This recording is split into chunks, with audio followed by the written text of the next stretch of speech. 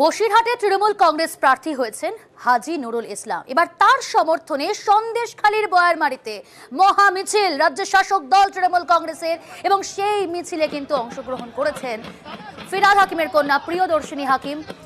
একই সঙ্গে রয়েছেন রাজন্না হালদার এবং সন্দেশখালীর বিধায়ক সুকুমার মাহাতো, তিনিও কিন্তু এই মহা মিছিলে সামিল হয়েছেন।